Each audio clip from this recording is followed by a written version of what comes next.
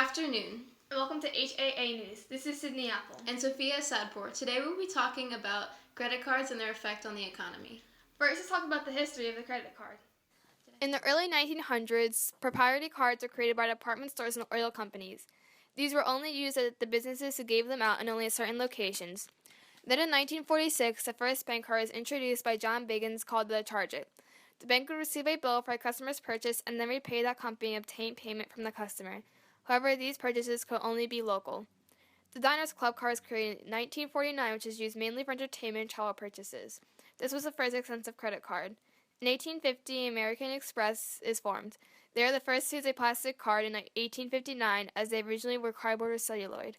The first revolving balance is used in 1959, which meant that consumers did not have to fully pay off the bill at the end of the month, allowing them more leniency in their money management. Then finally, in 1966, the first national credit card system is established, called the Interbank Card Association. It is now called MasterCard Worldwide. The American Express Company is a credit card company that is included in the Dow Jones list, a list of the 30 biggest stocks. This graph shows the stock from year to date. As you can see, the change is negative 5.64%.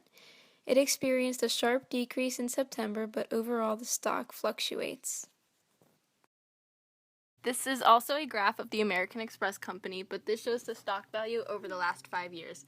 Since 2010, it has been overall increasing with some dips. This shows how when looking at the credit card company over a longer period of time, you can see that it generally increases.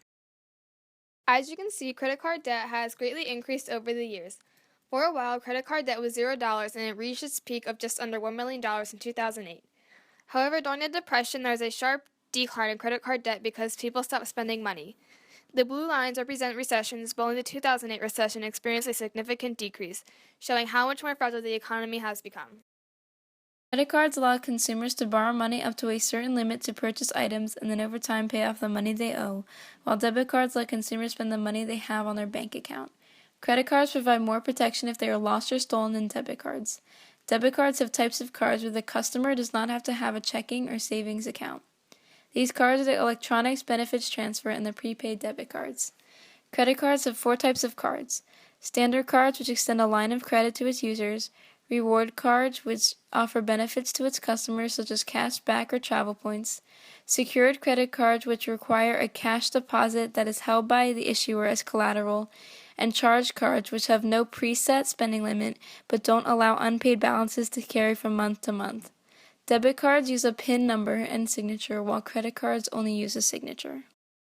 From 1968 to 1993, personal savings were greater than credit card debt. Now, credit card debt is much higher than savings and personal savings. The graph greatly dipped in 2005. When the recession of 2008 occurred, credit card debt immediately decreased, and there was a sharp increase in personal savings. Savings nearly doubled in a year. However, this caused issues because this meant that consumer spending decreased when it needed to be increasing. More than 1 million Americans have a credit card. The average American household with one credit card is about $16,000 in credit card debt. 20% of Americans have more credit card debt than in savings. The total credit card transaction in 2012 was $26.2 billion. Total outstanding consumer debt in 2014 was $3.9 trillion.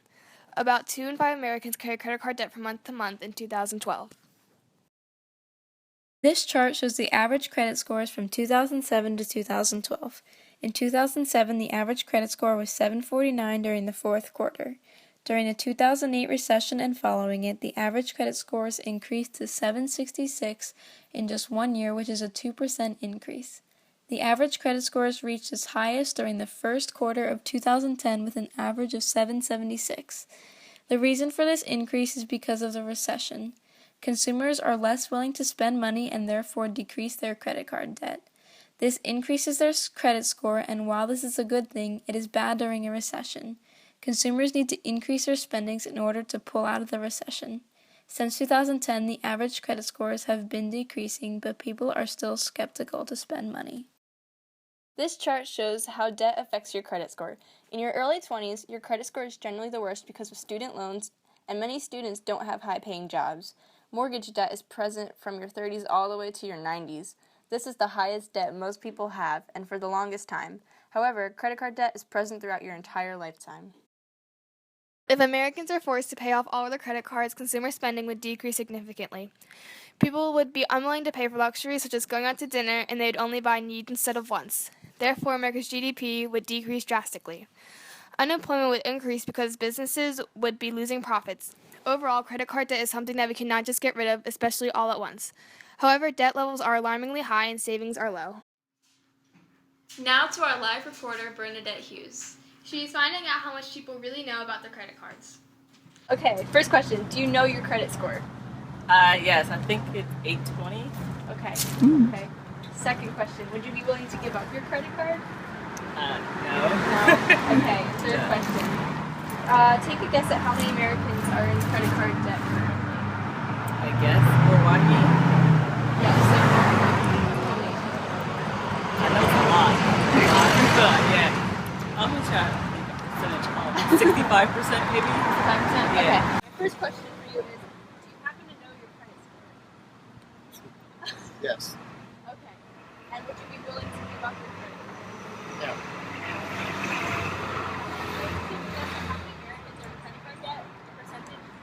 Probably 85%. You know your credit score.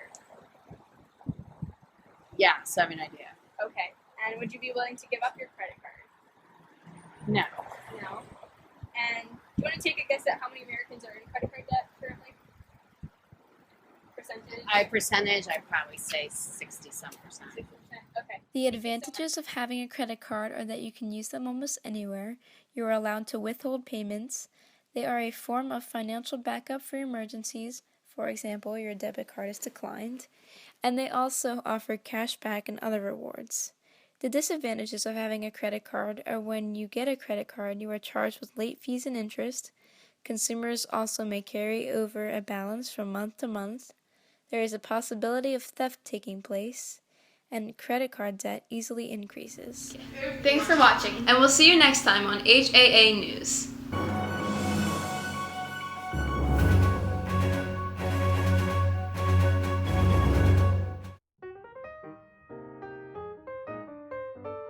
Good afternoon, and welcome to... Hello, how's it going? Oh, we started. Yeah, I started it. Oh, that's the fun job. I To the Aha News. Aha